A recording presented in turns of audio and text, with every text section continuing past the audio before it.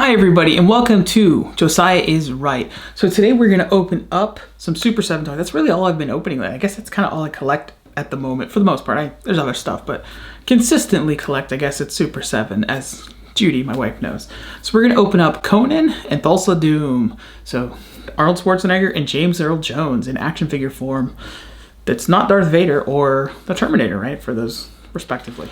So we're going to start with Conan because he's actually the less significant figure of these two for me. And that kind of sounds strange because I think it's this version of Conan that I'm not super hyped about compared to the other ones. So you can see here I guess it's Conan's icon type thing. It looks like that weapon that came with the Ninja Turtles. I don't know what that's called, but sort of like that.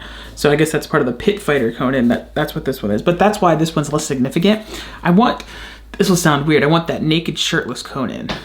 Maybe it's the one that they've also put out that was the one with the iconic movie moments where his hair is kind of blowing in the breeze. But I got this one because it's like the first one on the line. But because you don't see his bare chest, it's not as iconically Conan, I guess is the way to put it. The cool thing about this case here is that it's got this sort of almost like a leathery type feel because it's embossed, so it's textured. So it looks really good and it feels really cool, even though it is just cardboard. It's like fancy cardboard. And here's Conan in here. So let's take Conan out of the box here. Awesome, yeah. So there's the little Ninja Turtle weapon. If anybody knows what that's called, tell me. I'll look it up after this, but you can add it to the comments if you're a weapons expert, which I am definitely not. So there's Conan's, let's look at his spare head, which is the like screaming, yelling one. That's kind of why I don't like the figure. It's kind of funny to me, and that's not my favorite. First, I was on the fence about this line, and then I saw them at PowerCon, and then I just knew I had to have it. I wasn't on the fence.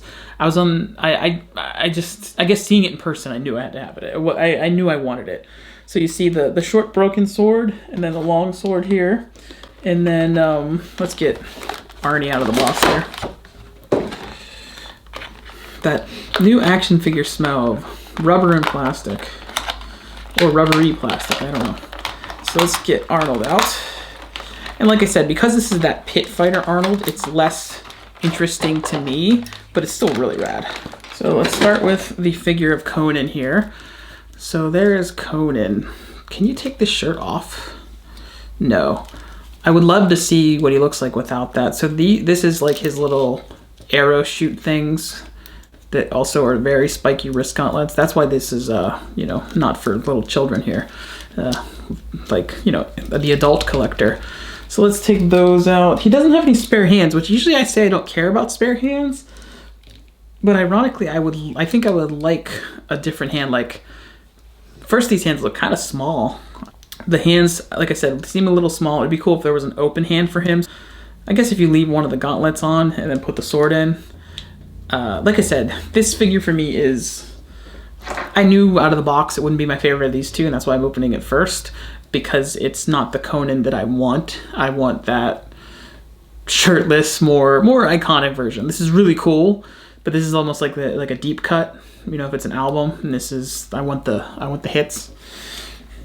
I'm buying the greatest hits album here, not some obscure record. It's a weird analogy, I don't know. But let's take a look at that big sword. I'm having trouble getting it into his hands. His hands are really, really tight. Like, there's no give on the plastic of his hands. They're not like, it's like a really hard plastic, it feels like. Does the sword butt come off? Sometimes the butt of these swords will come off on these things, but not this one. So, wow, I really having trouble getting this in.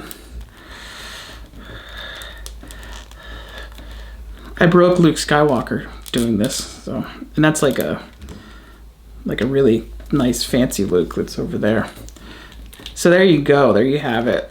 Because of like the way it's set up, you can't really do a lot with him holding the sword because how muscly he is, which makes sense for the look of the Conan figure, but then this adds bulk to him, so he's not really the most posable figure. Like, I don't think you can get two hands on this sword, but it's still awesome. This might be my least favorite Super 7 figure, and I don't mean that as slighting it that I have. It's sort of lesser compared to super, super awesome figures. It's still really cool, and I still quite like it, and I don't want to say I'm disappointed in it. But I can see the limitations. If I were like a toy photographer or that kind of thing, or into more diorama type stuff, this is a little bit of a limiting figure, but it's still really rad. It's just a cool look. Even like I said, I would still want something that's a little more iconic for Conan, but I very much like it. But in the Screaming Head, I don't think I'll swatch out. I just want him to be tough, but it is kind of hilarious that that's included. So now let's look at the figure that I was truly excited about. So as a kid, I was a really big fan of the Conan movies, and I believe The Destroyer was, the sequel to The Barbarian. I believe it had a lower rating. I'll have to look that up, and it was more family friendly for a sequel. And this was definitely an R-rated film, and I saw it, and I saw the R-rated version when I was pretty much too young to see it. And a lot of sex and pretty intense violence, but I haven't killed anybody yet, right? So this is the bad guy that was the scariest version of James Earl Jones for me. I guess I separated him from Darth Vader. Darth Vader was like its own character, but I knew this was James Earl Jones. I knew this was the guy that was also in Field of Dreams when I was a kid, kind of thing. And so this is Thulsa Doom, the warlord leader of the cult of Set. With the help of Rexor and Thorgrim, those are the two other figures I think can come this line. I only got these two. I wasn't interested in those random bad guys. I would like some of Conan's buddies from the movies. That'd be cool. The sequel too may be awesome. The sequel's not nearly as good. It's really, like I said, more of a family film. I don't know if I got to saying that. It's more of a family film. I think it was definitely not rated R. That film though, what's the famous basketball player that's in that? Wilt Chamberlain. That would be a pretty cool action figure to have, because I assume he'd be like way taller than Arnold. And I am excited about this figure. This is rad. So there is Thulsa Doom. I love that I can have a James Earl Jones action figure that has bangs. That is spectacular and wonderful. The smell of the rubber on this one's even stronger because his cloak thing.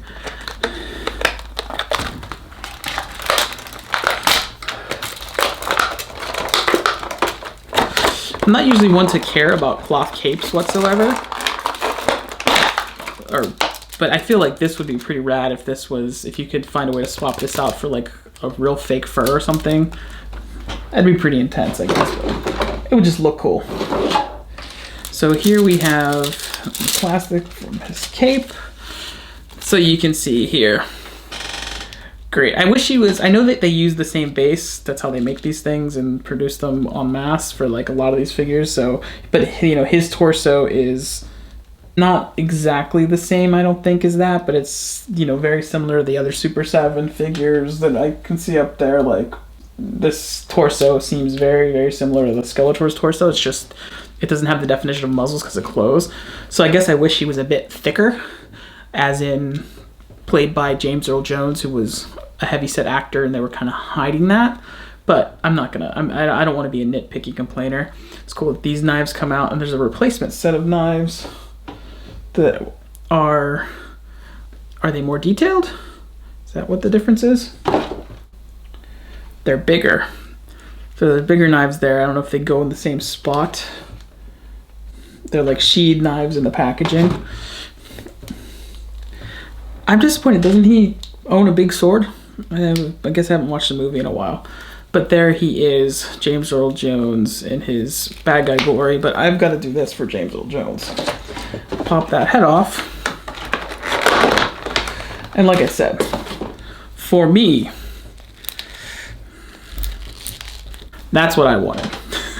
That figure with the bangs. Because it was just such a unique, bizarre look for a dude in a movie like this to have these kind of bangs. To me, as a kid, it's a different, just my perspective, not to say it's weird for a guy to have bangs. I don't know. Oh, the cloak can come off. You can see there, like, that bulk of his body. But again, this would be cool if this were real fur, but it's cool when you take that off, though. You get all the snake details. Really cool looking. I do not like snakes, by the way, in real life. And there's like cool texture here of almost like scaling for the snake.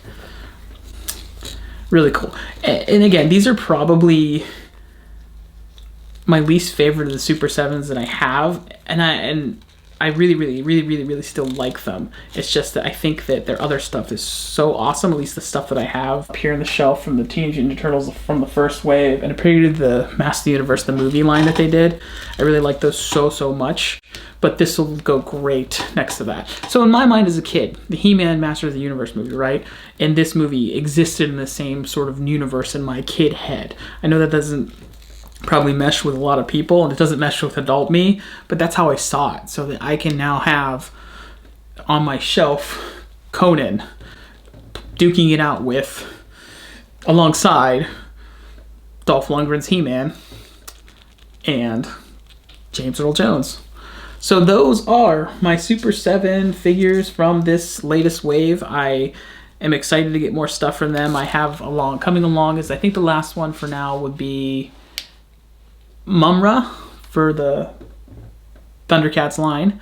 So I have a bad guy for Lion-O, and then I also ordered one from the second or third wave. I think it's the second wave, Metalhead. So those are the last two I have for now, but hopefully more here in the future. I don't get everything from every line. The only time I did that was with the He-Man line, and I'm not really a big fan of the card figure, but it's still cool. I haven't even opened that one. It's not up there, but that was the only time I got a full line, and so it's kind of, for me, picking and choosing a little bit. But that's it. Hope you guys like these figures.